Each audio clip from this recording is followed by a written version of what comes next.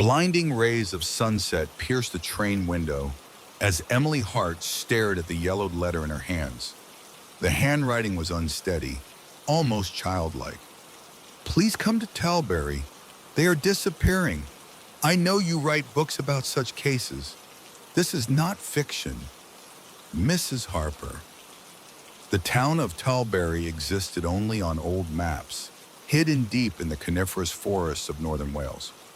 Emily, a journalist specializing in paranormal phenomena, had long dreamed of a real case, not a show with psychics, but something genuine. And here it was, her chance. When the train stopped at an abandoned platform, she was met by a woman in a black coat, her face etched with wrinkles. Are you Harper? Emily asked. My sister, the woman replied curtly, pointing to an old carriage drawn by a horse. Let's go.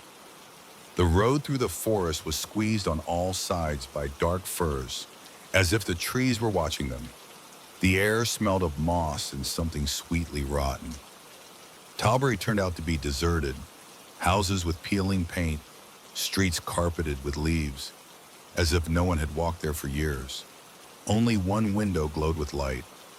Mrs. Harper awaited them in a rocking chair, holding a faceless porcelain doll. They disappear one by one, she rasped. First the children, then the adults. No traces, only those sounds at night. What sounds? Creaking, like someone swinging on a rope. But there are no hanged bodies, only, empty swings in the yard of the old house. Emily stepped outside. The wind carried a faint creak. She followed the sound. It led to a hill where the silhouette of an abandoned mansion stood against the twilighted sky. The mansion door gave way without effort. Inside, it smelled of dust and old books. Portraits of the Talbury family hung on the walls, stern faces whose eyes seemed to track every step. In the parlor, Emily found the diary of Mrs. Elizabeth Talbury, dated 1893. We erred. We made a pact with Haunt to save our child. Now he demands payment. Every year, one soul. If we refuse, he takes them himself. Creak, Emily spun around. The swings in the backyard moved on their own. In the local church archives, Emily found records of the forest wanderer, a legend told to children as a tale of obedience. But in reality, in 1893, the villagers sacrificed people to an entity living in the forest. When they stopped, the disappearances began again. That evening in the mansion, Emily heard whispers. The walls oozed blood-stained spots. She saw a boy in old-fashioned clothes dragging a toy. He pointed to the forest. Emily entered the forest with a flashlight. The air thickened like jelly. In the distance, greenish light flickered. Suddenly, the tree bent inward, forming a corridor. At the center of a clearing stood a stone altar, and beside it, a figure in a long coat, its face hidden in shadow. You've come for answers, hissed a voice like rustling leaves, but the price is high. Are you ready to pay? Emily backed away. The figure raised a hand and visions erupted in her mind. Scenes of sacrifices, screams, blood on stone. Returning to the mansion, Emily found an old box of letters in the basement. It turned out her great-grandmother was Elizabeth Talbury's sister. The Hart family was also part of the pact. The curse passed through blood. You're the last, whispered Mrs. Harper, standing in the doorway with a knife. If we give you to him, he'll leave us in peace. Emily fled to the forest. The wanderer awaited her. The choice is yours, he said. Accept your fate, or Talbury will vanish. Emily returned to the mansion, gathered the archives, and set the house ablaze. Flames consumed the cursed walls. That night, the forest fell silent. The townspeople disappeared as if they'd never existed. A week later, Emily sent the manuscript to her publisher. In the finale, she wrote, "Sometimes truth is scarier than fiction. Sometimes the curse lives within us." But every evening, she hears the creak of swings outside her window. In 1789, a farmer named Elias Granger unearthed a peculiar slab of black rock near the Appalachian foothills. The stone bore carvings in a language no scholar could decipher. Locals whispered it was a relic of the Old Ones, beings who ruled before humans. Elias built his homestead atop the slab, unaware he'd torn a hole between worlds. By 1793, every member of his family had vanished. Their screams still echo in the town of Black Hollow. Delilah Voss adjusted her glasses as the carriage rattled into Black Hollow. The year was 1872, and the town's mayor had summoned her, a psychologist specializing in hysterical phenomena. Letters from Black Hollow described sleepwalkers wandering into the woods, children drawing grotesque figures in chalk, and a church bell that tolled at midnight.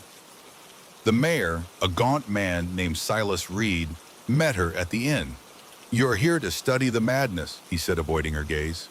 "But don't ask about the hollow and stay out of the forest after dark." That night, Lila heard a child's laughter outside her window. When she looked, a boy stood in the street, holding a lantern. His face was smooth, featureless. Black Hollow's archives were locked in the basement of the town hall. Lila found journals from the 18s detailing Elias Granger's fate. One entry read, "The stone sings. It shows us things. We obey, or it takes." A local historian, Miss Eleanor Blake, offered more. "Every generation, the hollow demands a sacrifice. They call it the veil, something trapped beneath that stone. When the blood flows, it sleeps." Lila dismissed it as superstition until she visited the Granger homestead ruins. Vines choked the foundation, but the black slab remained exposed. As she touched it, the ground trembled, and a voice hissed in her mind, "You will see." Lila began experiencing vivid nightmares. In one, she stood in a cavern filled with glowing fungi. A creature with antlers and too many joints dragged a screaming woman into the earth. In another, she watched herself dig a grave in the town square, chanting in a guttural tongue. Patients flooded the clinic. A farmer who claimed his cows spoke Latin. A woman who bled ink from her eyes. A boy who insisted his shadow had a second face.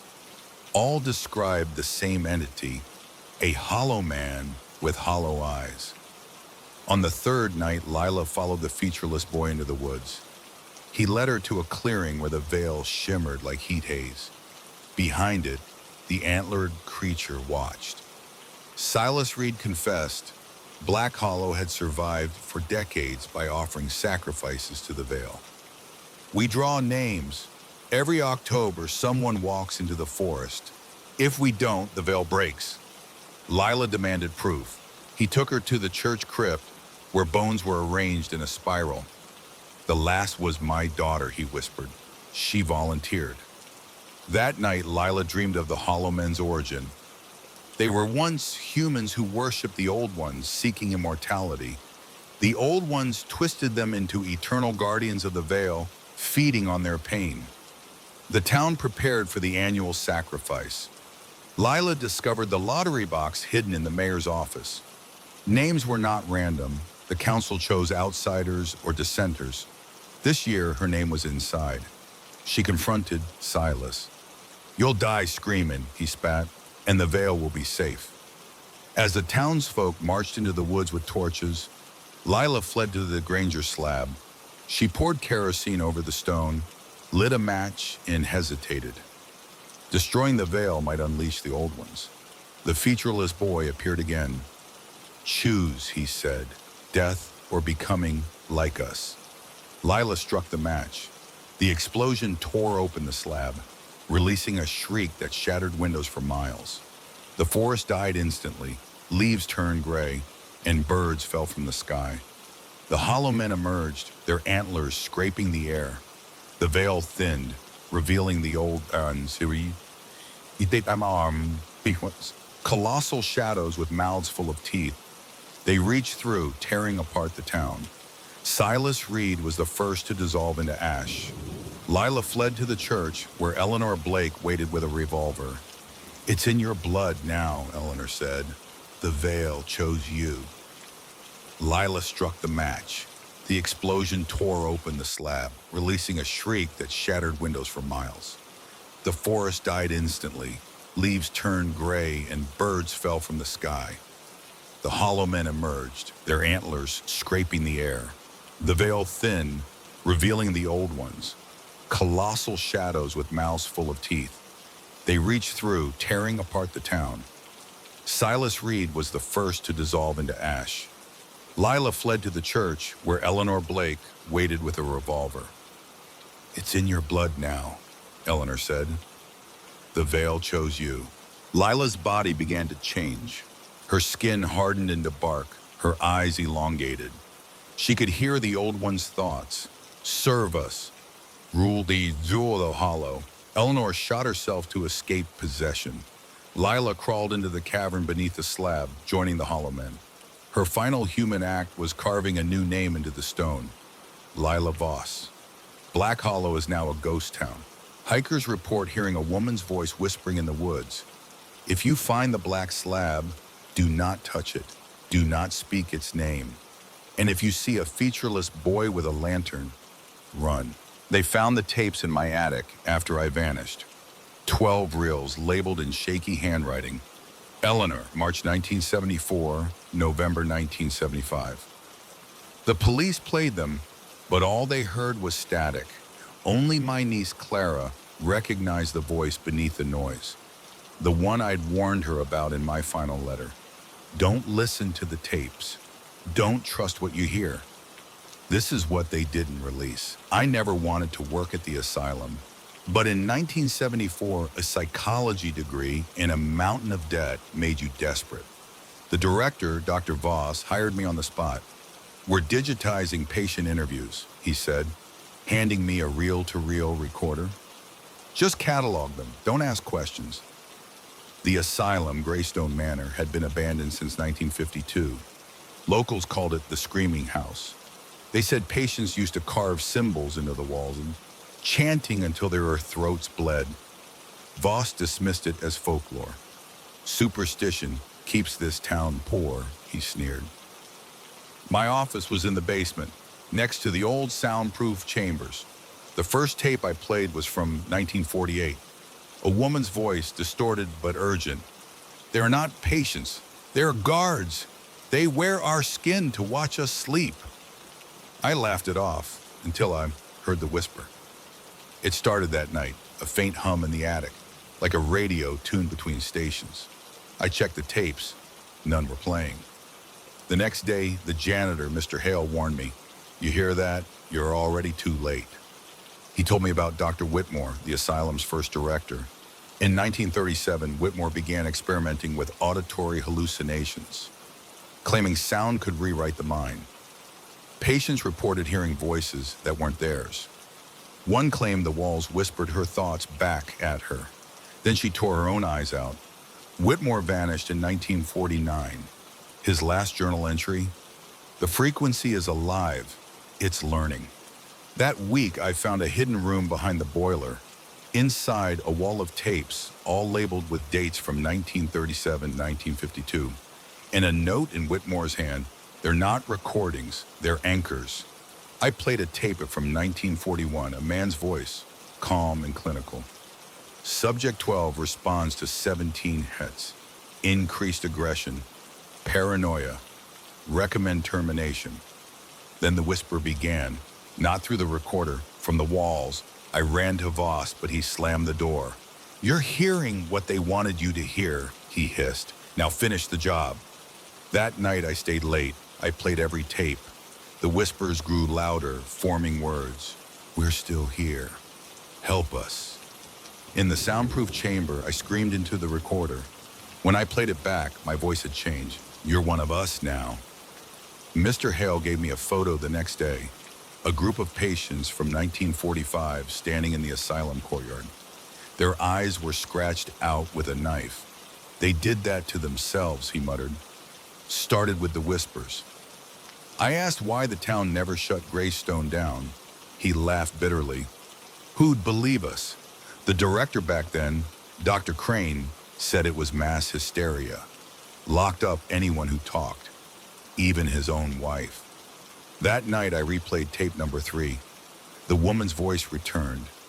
Crane's wife is still here. Her mouth is full of wires. I broke into Voss's office and found the patient archives. Most were missing, but one folder remained. Subject 001, Margaret Hensley, 1938. Her file described auditory hallucinations and self-mutilation with recording but needle.